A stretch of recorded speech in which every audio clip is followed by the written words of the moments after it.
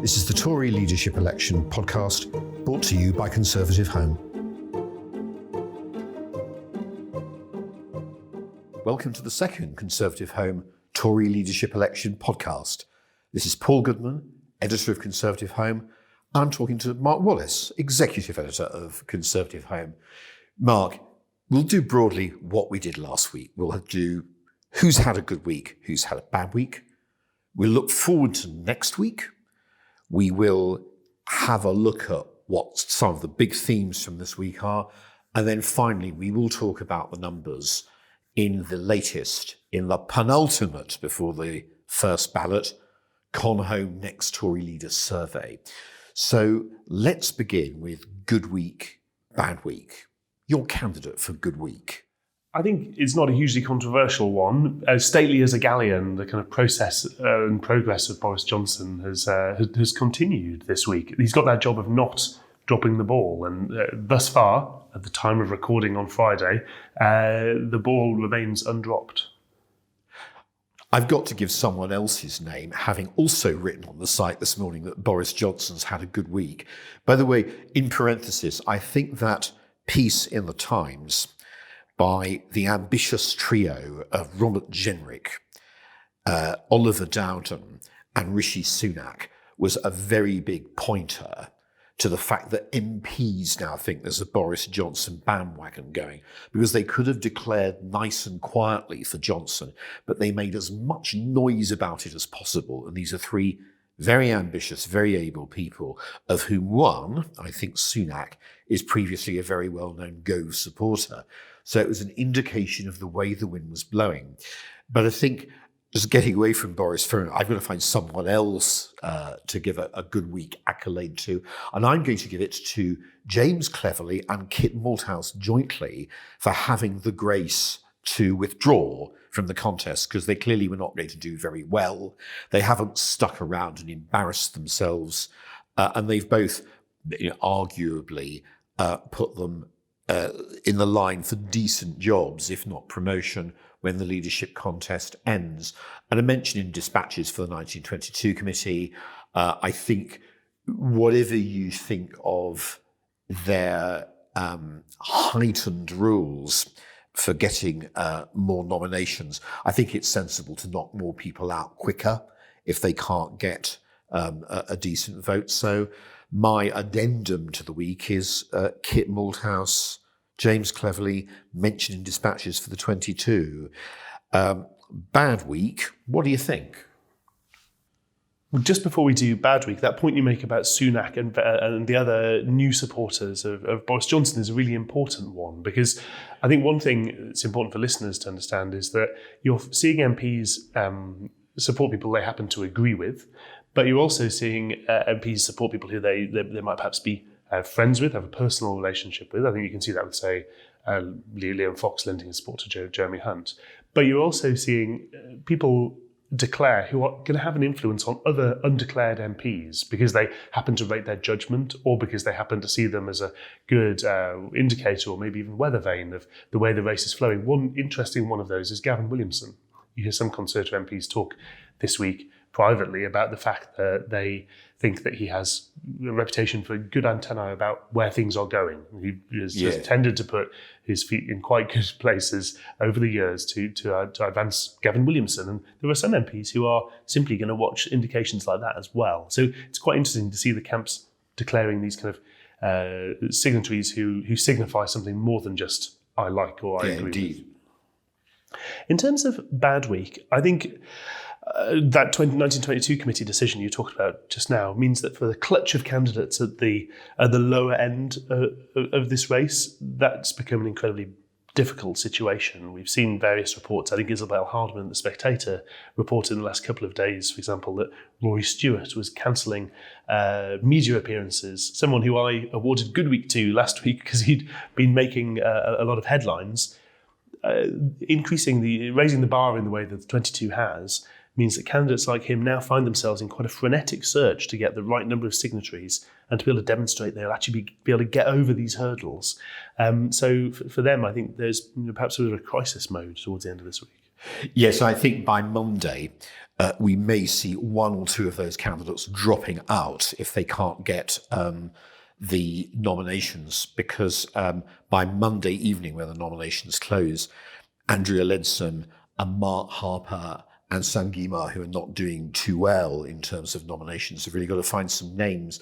My dark horse, not to win, but maybe to do a bit better than some people think, is Esther McVeigh, because she's the only candidate standing who's openly and nakedly for no deal as a first position. And I think she just might pick up some of those, 15 to 20 Spartans who are floating around. Maybe they'll just make a point on the first ballot of voting for Esther, but we'll be able to sit round this table next week and discuss why I've been proved wrong. On Bad Week, I don't want people to think I've got it down on Sajid Javid, but I don't understand why his campaign has failed to make a link. And the link is between his polling numbers, which are really quite good, second to Boris Johnson, arguably first, if you go delving into the detail. He's got quite a bit of appeal, although a lot of voters don't know who he is. But his camp seems to have made nothing of it. They're there selling him as an electorally appealing asset, but they don't seem to me yet to have yoked this fact to what are actually some quite good numbers for them. And his campaign, in terms of declarations, hasn't really taken off. Maybe we'll all have a surprise when the MPs troop in to vote next Thursday. But so far, he doesn't really seem to be making very much of the fact he goes in on the polling as really being in quite a good position. Yes, I think it's a reasonable question to ask of the Javid campaign as to exactly what the Javid campaign is for. What precisely is the offer that's being made to MPs and then to the next stage of electorate, the party members, and then after that to the voters? Because we have heard, perfectly justifiably, quite a lot about his personal backstory. Some interesting numbers from YouGov this week show that his so-called fame rating, so the number of people who've actually heard of him, puts him up around the same kind of level as Dominic Raab, a little bit behind Hunt and Gove. So he's actually got fairly good recognition in terms of people in the race. Obviously, take it with a pinch of salt. A lot of poll respondents lie in response to a question that essentially says, are you willing to declare you don't know anything about politicians? Yes. But he has got a fairly solid platform to go from. He has some very cogent critiques of problems in modern Britain or with government or the Conservative Party, but we haven't really yet seen him motoring in terms of what he would do. And to a certain extent, that gap is something you might expect of somebody who's a front runner in a race, somebody who feels they actually have more to lose by action. Whereas really, if you're somewhere in the peloton, in the kind of the group of candidates, you need to cut out and break forward, then you need to be doing a bit more than that. It doesn't seem to have happened yet. Yeah, I think Jeremy Hunt is in the same sort of difficult position about policy in that he's one of the holders of the great offices of state and can't, rather like Javid, he can't announce much new without people saying to him, well, why haven't you done that already? He's had not a great week, but he's kept ticking over and amassing new supporters, of whom Liam Fox has been the most visible, one of the few cabinet ministers to declare. Again, Michael Gove has kept his numbers ticking over, and he's kept going on the front foot and has apparently performed quite well in the hustings they've had to date. And finally, I think Dominic Raab, unless we have evidence to the contrary, is getting a bit squeezed on the centre-right of the contest by Boris Johnson. His numbers haven't really advanced all that rapidly at all. Do you disagree with any of that? No, I think that's broadly right. I think the question is what kind of thing anybody could do to change it, and if they're not doing those things, why aren't they doing them? And actually, there's a bit of discomfort, I think, about the idea of kind of blue on blue criticisms. We saw a bit of an awkward thing, as we discussed last week, about this kind of pseudo campaign decency pledge that turned out in itself to be a bit of an ambush, yes. Ironically. But there does have to come a point that if you want to forge yourself some space in this race, you have to kind of stick your elbows out and start fighting a bit. That might mean, in Raab's case, pointing to the runoff polling and the opinion polling that suggests that actually people who want to stop Boris Johnson maybe would be best placed to actually look to him. Or it might mean more direct attacks on Boris Johnson. I think we might be seeing some starting rumbles of that at the moment. But it's a big decision to make whether you actually do come out guns blazing or not. Of course, looking forward to next week, and let's just turn our attention to that for a moment. One thing that will be going on behind the scenes is this, that it's possible that one of these candidates, Rory Stewart, Matt Hancock, the people who are not yet really broken through much into double figures, I think that Hancock's just about there, they will be under tremendous pressure from the bigger camps to declare for them if they're knocked out early. So there'll be an awful lot of people going to Mark Harper, Andrea Leadsom, Esther, and then you move up the table to Rory Stewart and Matt Hancock to say, if and when you're knocked out, come over to us. And the same pressure will be being applied to their supporters, will it not? Absolutely. And again, this is another area where I think common assumptions about how MPs think in a race like this are a bit mistaken. People assume that MPs are declaring out of, say, ideological belief all the time, when a lot of the time they aren't. People also assume that once you declare for one candidate, you will then follow that candidate's recommendation for where you ought to go instead. And I think some MPs will undoubtedly do that. You might be able to recruit a candidate and bring with them their camp of followers. But we have a pretty fractious politics at the moment. We have a very different Conservative parliamentary party than we've had in previous races. I think there are a number of MPs who are sufficiently willful that if their chosen candidate drops out, they might fracture in several different directions. You can't just assume everyone will move as a block, as is sometimes done, I think, in the calculations on this.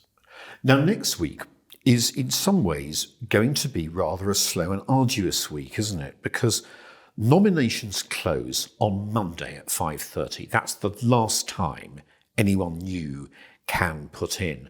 There's then really the best part of 2 days of hustings before the first ballot on Thursday, pretty much mid to late morning. And so it's really not until Thursday evening, quite a long way away from now, that we're going to have even the result of the first ballot. So it's a pretty slow process, isn't it? Yes, and it could feel even longer when you consider some of the questions that are being asked of the candidates. We're yet to hear any really solid responses to exactly what's happened in Peterborough. There seems to be a lot of debate about what, if anything, the outcome of the Peterborough by-election means. A lot of people seem to be interpreting it to mean exactly what they would have liked it to mean before they knew what the result was. And a lot of Conservative MPs are going to be asking, well, how are you going to stop this happening in my seat? What do you think it means? Is it good or bad for Boris Johnson, the front runner, this result? I think it clearly shows the basic analysis is that the failure to fulfil Brexit has created this monster, or resurrected Nigel Farage, who was originally effectively buried by Leave voters in the referendum. The Remain Parliament has brought him back, and the Conservative Party's failure to fulfil its promises has created a huge crisis. This should have been, if Brexit was fulfilled, a Conservative gain. There would be no good reason, really, for the Conservative Party to fail to fulfil that in a campaign. As it is, we weren't even in the top 2. And so that's an opportunity, to a certain extent, for, say, Boris Johnson or other Brexiteers on the ballot to make that point. But the question will come back, well, how are you actually going to make sure that happens in good time? Because Farage is saying that none of you can be trusted to do it by the 31st of October. Interestingly, we haven't really yet heard Boris Johnson spell out very much. And you can only keep so quiet for so much of the time. Now I'm told he's going to be giving a big interview over the weekend, inevitably to the Sunday Times and inevitably to Tim Shipman. And then we'll have to give a big speech next week setting out his stall. But everyone, I mean, Remainers and Leavers and soft and hard Brexiteers alike, are going to want to see what he's got to say about Brexit, aren't they? Absolutely. Every candidate in this list has to produce some kind of plan or explanation. The closer you are to the top of the list, the more scrutiny there's going to be, including, of course, criticism from other candidates. We've heard some outriding criticism from, say, Rory Stewart this week, essentially suggesting that claims by some other candidates simply aren't true. We're going to see an awful lot more specific criticism from inside and outside the Conservative Party as soon as Boris Johnson produces anything of detail.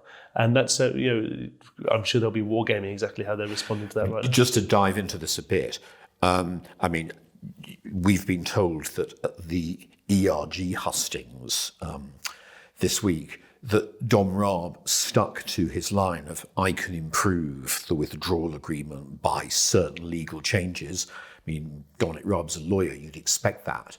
Now, this hasn't really been pinned down, but the suggestion was that Boris Johnson said, no, you've got to chuck the whole thing and just propose a international trade deal. I mean, this will be very, very big if, I don't want to get too far ahead, but if you come back with a new government and you've got a section within the party that's still clinging to the withdrawal agreement.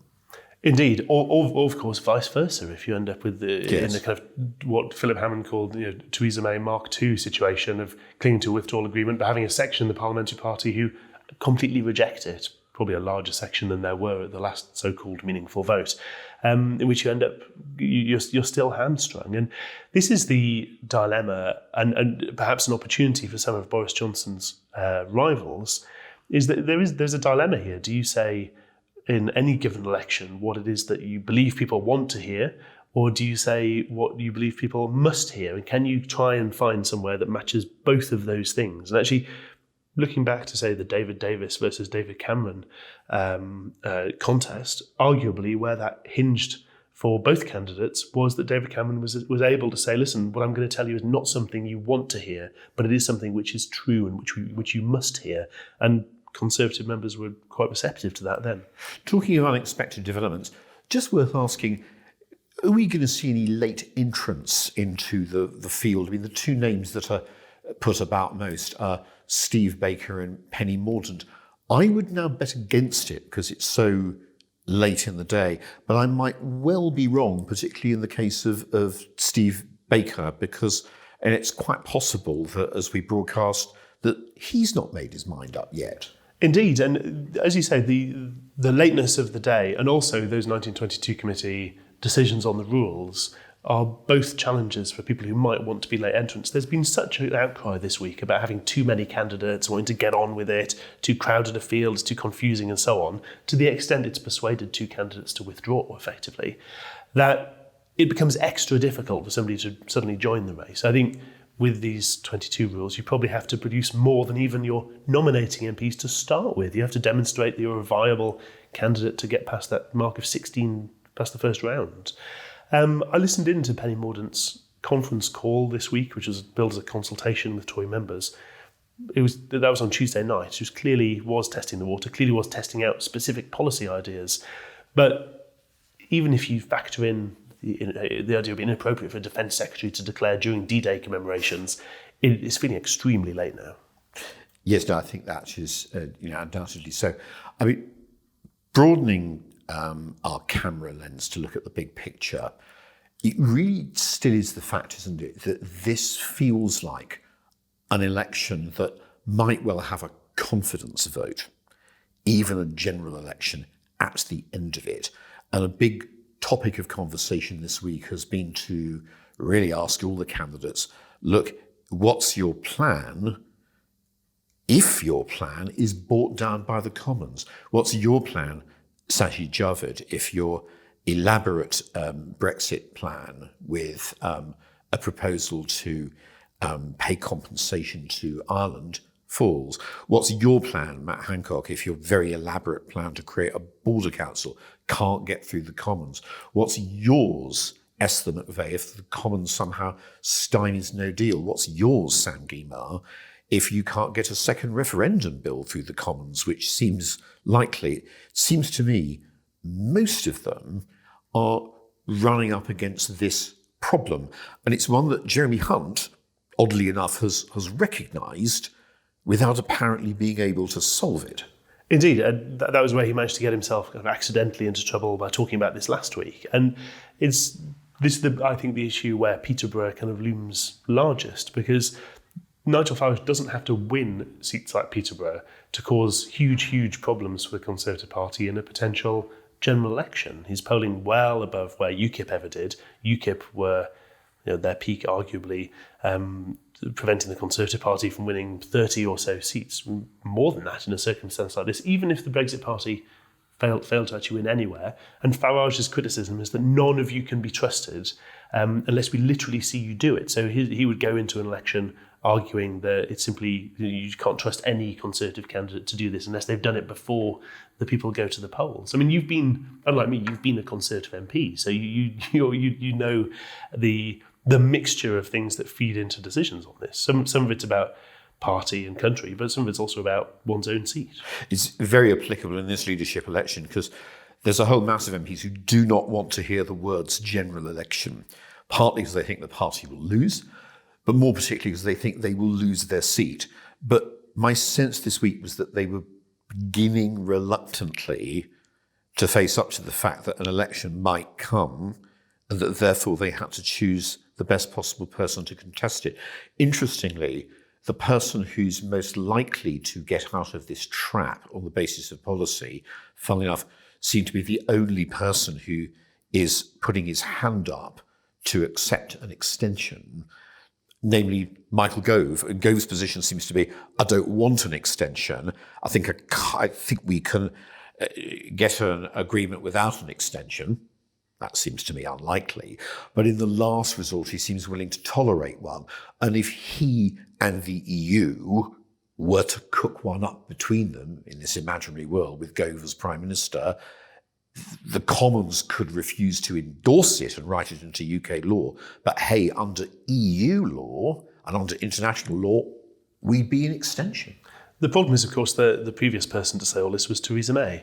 Admittedly, she did it having promised the direct opposite, that as Prime Minister there would be no delay. Yes. But nonetheless, that's been very wounding for MPs, been very wounding for Tory members, and obviously it's been very alienating for a decent chunk of voters in the country. And as you say, if there are MPs who are starting to think that, well, an election might have to happen, there's also, I suspect, the realisation dawning that there's chancing your arm and chancing your seat in the short term. But if it's set against a near certainty of losing your seat in the medium term, what kind of downside is it? Let's go on finally to talk about the survey result. And this is the well-known Next Tory Leader survey, which has been comparing very favourably recently with YouGov's polls. Can I just say two things about it in advance? One is that, as you know, we decided to put in addition to the 11 who are standing, Penny Mordaunt and Steve Baker, on the basis they might declare. So that's the 13. Lucky 13. Next, it's worth pointing out to the listeners this is an extraordinarily high reply rate. Normally we get about 1,000 to 1,200. This time we're north of 1,500 replies. That is a very big sample to measure from. What I can do is I'm simply going to sort of read through the results and then ask you for your take on them, so the listeners could have that straight off. And what we got was this. We got Mark Harper not really troubling the scorers. We got Sam Guimard and Andrea Leadsom on 1%. Matt Hancock, Sajid Javid, Esther McVeigh, and other. At one point, other used to be a very big scorer in the Conham survey. They were all on 2%. Then Penny Mordaunt on 3%. Jeremy Hunt on 5%. And then we move towards what is the top of this table. Steve Baker, last time round, was a new entrant on 7%. He's on 8%. Rory Stewart was on 6%. He's on 9%. Dominic Raab was on 15%. He is down to 10%. Second in the poll, 12% last time, 12% this, holding his position is Michael Gove. Top, whopping great 43%, was 33%, Boris Johnson. What do you think of the figures? Well, it's a big, big change. What we saw in our previous survey was essentially finding that things were pretty stable at the top of the table. Boris Johnson was where he had previously been. There was some movement further down back then. What we've seen now is Boris Johnson still at the top, but increasing from a third to over 4 in 10 party members supporting him. That is a big advance from him. Some of it definitely seems to have come at the cost of Dominic Raab. And in the sense that this is good news for Michael Gove, that he's now second rather than third, it's by staying static. And that is not the same sense of momentum. And I think it does bear out some of the things we've seen in the news this week, is actually keeping it solid, keeping in place and continuing to tick up MP supporters from different factions and from different positions in the parliamentary party is starting to add a sense of momentum to Boris Johnson's position. It's worth saying, isn't it? I mean, we can discuss who's fourth and third and how Steve Baker's doing and Michael Gove being second rather than third, but these are really quite small percentages. Johnson is completely dominating this survey, and you've got less than a week to go to the first ballot. So at the risk of stating the obvious, if the members have their way, if he gets in front of the members, really it is his to lose, isn't it? Indeed. Of course, we've heard that before about Boris Johnson, and it was his to lose, and he did indeed lose it. But I think it'll be creating two emotions in parts of the Parliamentary Conservative Party now. Among those people who want to stop Boris, it'll be making them think, my God, we really must.